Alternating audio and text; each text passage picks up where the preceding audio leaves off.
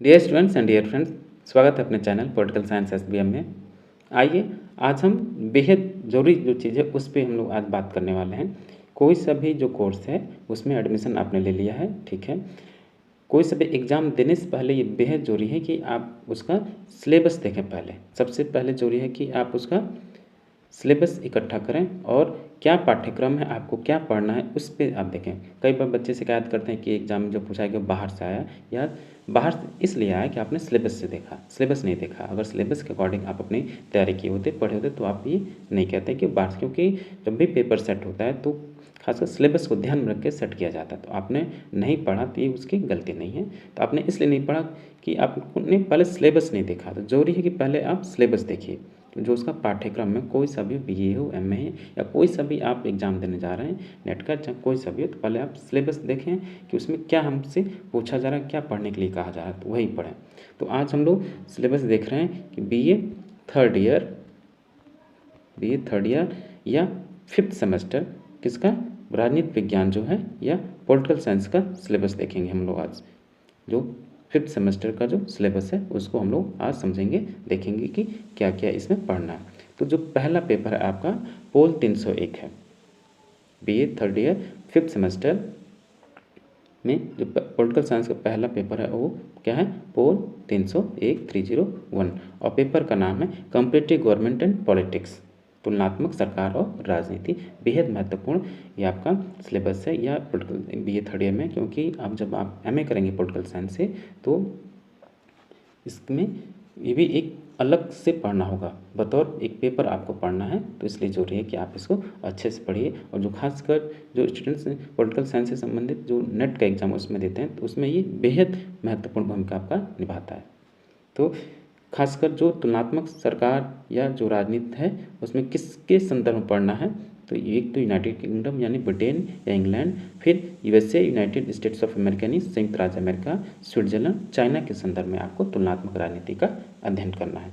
तो जो सबसे पहला यूनिट है nature, scope and unity of comparative study, यानी जो तुलनात्मक राजनीति की जो अध्ययन पद्धति है उसकी प्रकृति और क्षेत्र के बारे में पढ़ना है। दूसरा यूनिट है आपका capitalism and the idea of liberal democracy, यानी पूंजीवाद और जो आपका उदारवाद लोकतंत्र है उसका विचार।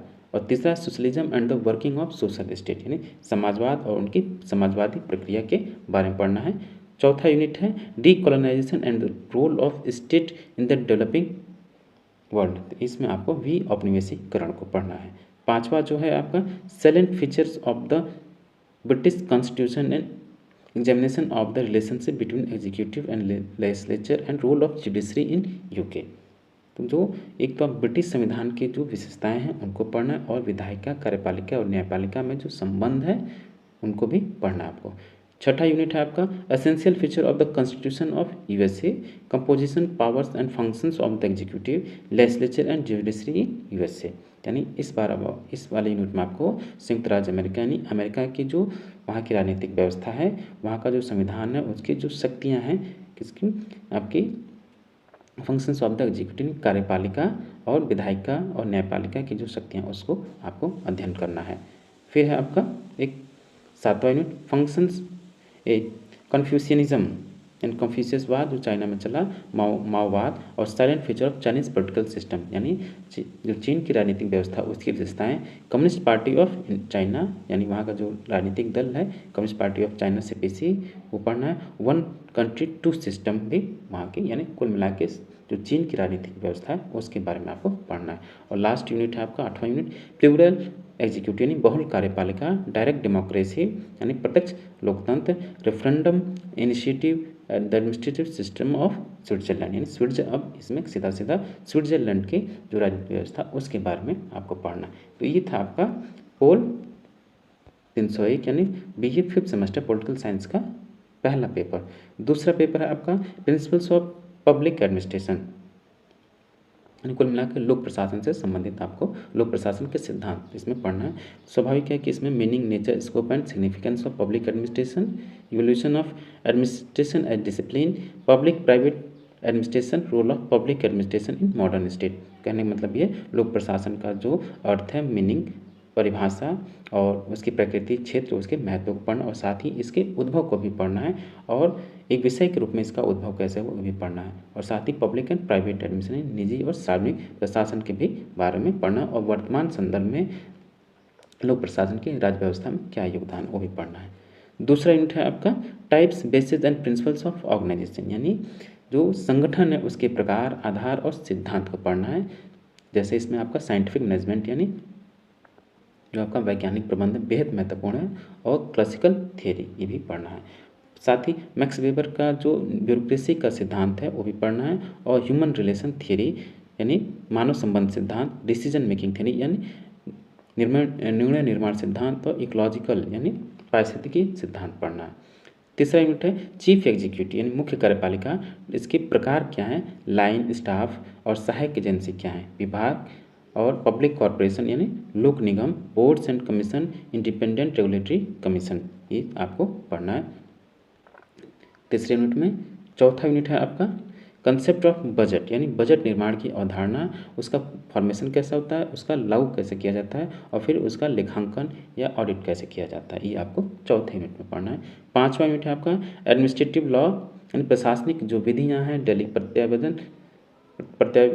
प्रत्यानिधान जो है आपका डेलीगेटेड लेजिस्लेशन और एडमिनिस्ट्रेटिव ट्रिब्यूनल्स यानी प्रशासनिक जो अधिकरण हैं उनके बारे में पाँचवें यूनिट में पढ़ना है। फिर है छठा यूनिट न्यू पब्लिक एडमिनिस्ट्रेशन यानी नौ लोक प्रशासन के बारे में पढ़ना है। फिर सातवां यूनिट है डेवलपमेंट एडमिनिस्ट्रेशन यानी विकास प्रशासन के बारे में पढ़ना है और लास्ट यूनिट है आपका आठवां इवोल्यूशन ऑफ इंडियन एडमिनिस्ट्रेशन यानी भारतीय प्रशासन का जो उद्भव है, विकास वो किस उसको पढ़ना, कब, प्राचीन, मध्यकाल और आधुनिक में भारतीय लोक प्रशासन के विकास के बारे में पढ़ना है। ये था आपका जो सिलेबस था पोल 302 था जो कि पब्लिक एडमिनिस्ट्रेशन यानी लोक प्रशासन से संबंधित। तीसरा पेपर है आपका क्योंकि क्रेडिट है 0+2, इसका आपका रिटन एग्जाम नहीं होगा, केवल आपका इस पर रिसर्च हो सकता है या फील्ड सर्वे कराया जा सकता है। तो public formulation and administration in India, Bharat में नीति निर्माण और जो प्रशासन है उसके बारे में आपको इसमें जानकारी प्राप्त करना है। देख लीजिएगा, वीडियो पॉज करके आप देख लीजिएगा।